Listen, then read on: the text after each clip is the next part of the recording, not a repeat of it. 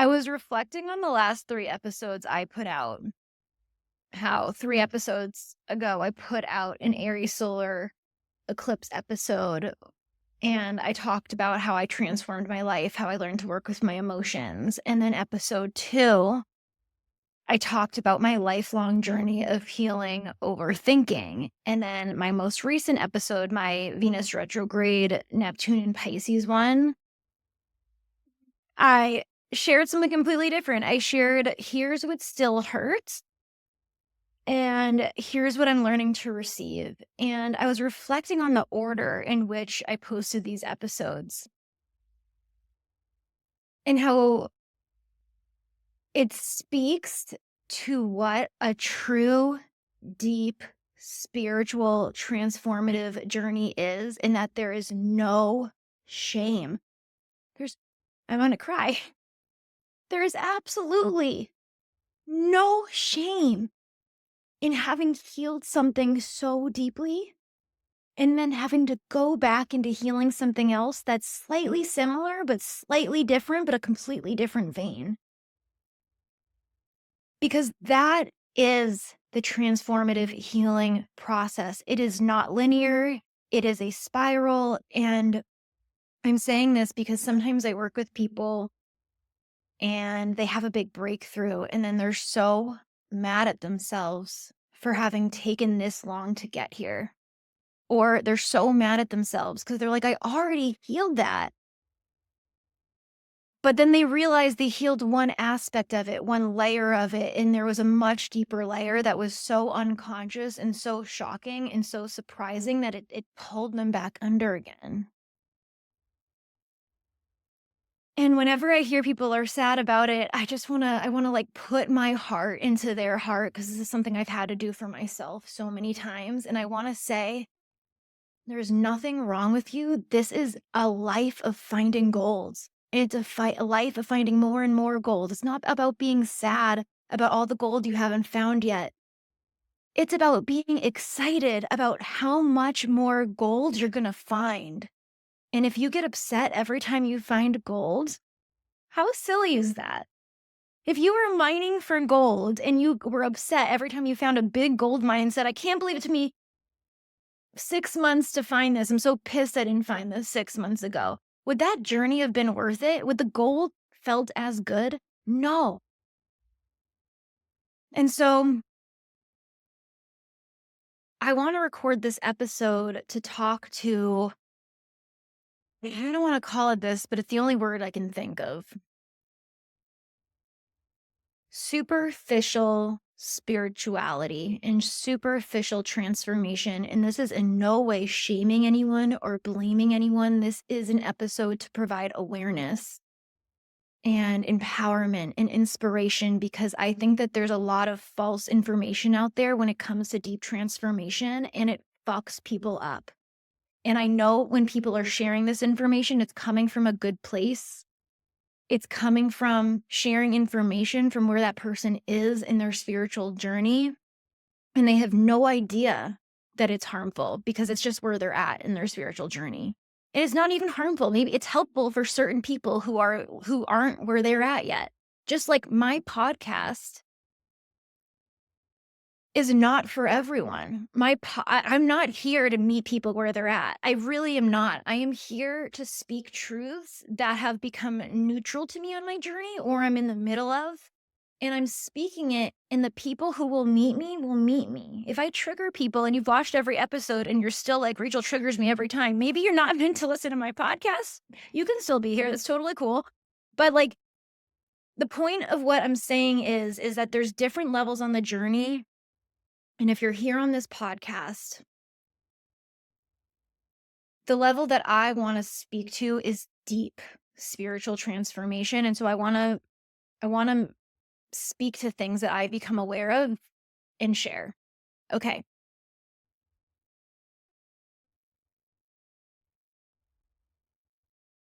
So the first thing I mentioned already, okay, it's that even if you have done a lifetime of healing, If you continue to tell people you've done a lifetime of healing and you're done healing and you're just here to be a guide for others,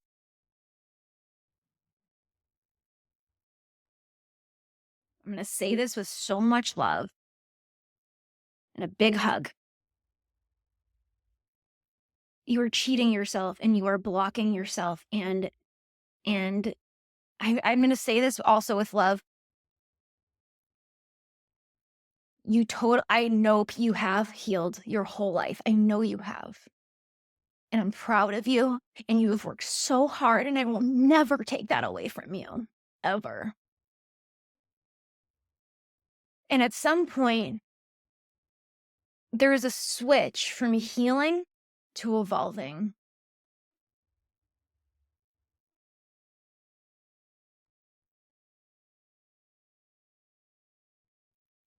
There is a switch from realizing that there's not something wrong with you, and so you don't have to block any more healing. I have found that when people say they've been on a long healing journey and they're done, it's because they're done at looking things that are wrong with them.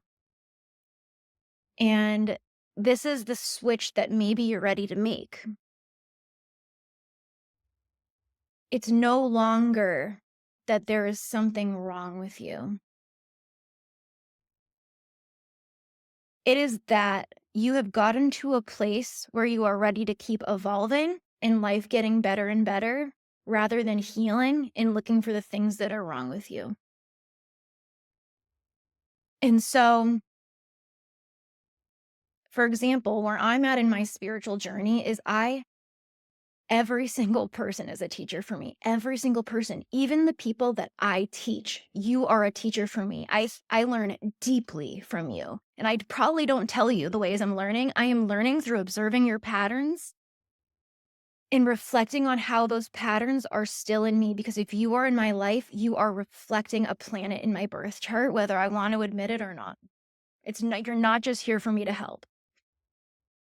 And I have come to a place in my journey where I can be humble enough to admit that. And at one point, it might have been hard for me to admit that. But yeah, I learn from every single person, especially the people I help, because when I'm helping you, there are things that I have healed that I'm helping you with, but simultaneously, there's deeper layers being revealed to me because you're showing me a slightly different aspect and bringing clarity to it for me. And so I no longer look for those things as there's something wrong with me. In fact, I look at them as gold. How much gold can I find in every person, in every interaction? And it's why I'm willing to be vulnerable here on my podcast, because that is gold in itself for me. And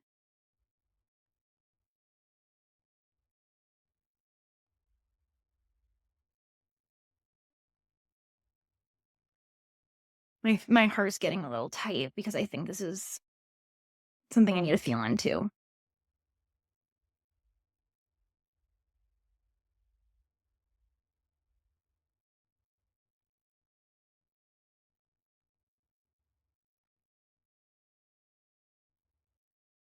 I have learned that there is more gold and freedom and power in my vulnerability than there is in me acting like I'm all healed and an authority. And in fact, I have learned that pretending I am all healed and an authority is the very block to my power.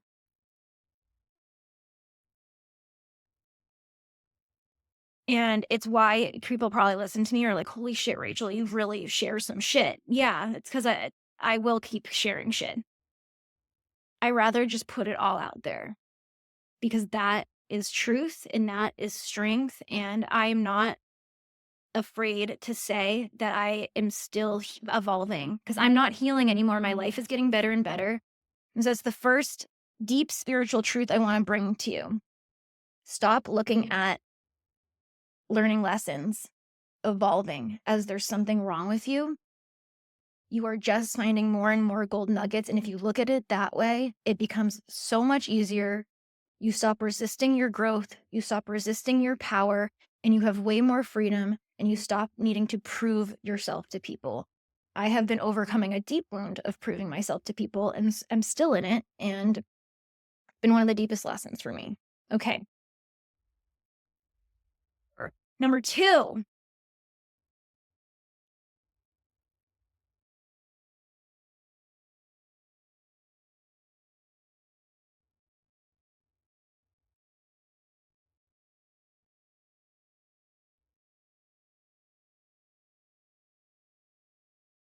peace is not an event.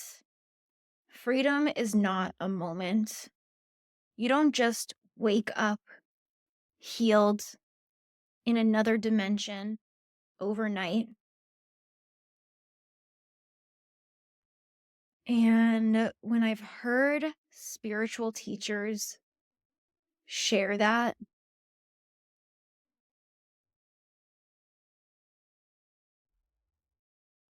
it does get me because I understand they're wanting to preach what is possible for people and that they can wake up in a new earth and feel peace and freedom and like money doesn't matter and like the whole world is at their oyster. And I know it's a dream that people want to wake up to. And I'm sure there are days you can wake up and feel that way. There are plenty of days I wake up and feel that way. There are weeks, months when I feel like I'm living in Candyland where everything is magic, everything is in constant flow. I feel peace, I feel freedom. That being said, you do not just ever wake up healed. And if you ever hear someone say that, take it with a grain of salt because healing is not linear. Peace is not instant, and peace and freedom are a muscle. They're a muscle. And if you go to the gym, let's say you start going to the gym, you will build a muscle slowly and surely over time. And you can get stronger and stronger, but it requires going deeper and pushing yourself and then lifting heavier weights and going heavier. So, very similar to the first point, evolution is never done. You can always get stronger and stronger. You can always get connected to new parts of your body, new muscles in your body, new movements, new flexibilities, new things. It's limitless. But because it's limitless, you can lose muscle sometimes. You can lose peace. You can go right back into a pattern. You can then flow back into like your highest healing, and then you can flow lower. But the thing is, and you'll always flow higher and higher. It's not that you go back to ground one. Since I've been 9 and I've been on a healing journey, I have gone higher and higher. And I'm sure you've recognized that too. Not back to square one, unless you don't do the deeper work. If you feel like your healing's like this, up, down, up, down, up, down, it's because there is a false there's that block in number 1 I talked about very likely. That you're done learning lessons, it's too painful, and you're actually resisting the evolution more than you're flowing with it. And that's okay. Took me a really long time to figure this out. But the reason I'm bringing all this up is because you cannot just wake up healed and stay in this new dimension and say, "Oh, I woke up in the 5D, I'm staying here. This is what it's like now. This is where I live now. Goodbye, everyone. See you when you get here." It's not how the healing path works. It's like someone saying, "I became a bodybuilder and I'm fit for life now, and see you when you get here." N- Life is constant evolution. We are here to find gold constantly. It's a constant game. And I'm not saying this to hurt anyone, make anyone feel sad, make anyone feel disempowered, make anyone feel like heaven on earth is not possible. I have found that heaven on earth is so possible as long as you're willing to constantly look for the depth and magic in life and see where you can go deeper. And here's the other thing I've learned is that the constant lessons, when you really learn to stop resisting them, they can feel like a struggle when you're resisting them. I understand why people say life is struggle because most of my life was struggle until I learned this lesson. People ask me if I hate hearing the hard truths that spiral me into deep transformation, and I tell them I am a transformation masochist. I want people to punch me in the gut. I want you to stab me in the chest because I want to self-reflect. I want to move through that wound because every time I've gained more power, I've gained more freedom, I've gained more I don't give a fuckness. Because in my experience, when you stop resisting the lessons, but you dive head first, you accept them, you become part of them. You say, yes, this is my shadow and I'm going to own it and I'm going to make it me and I'm not going to resist it or feel bad about it or feel shame about it, but I'm going to transmute it into power and I don't give a fuckness. I'm going to feel the deepest pain I can from this until it burns everything down inside me.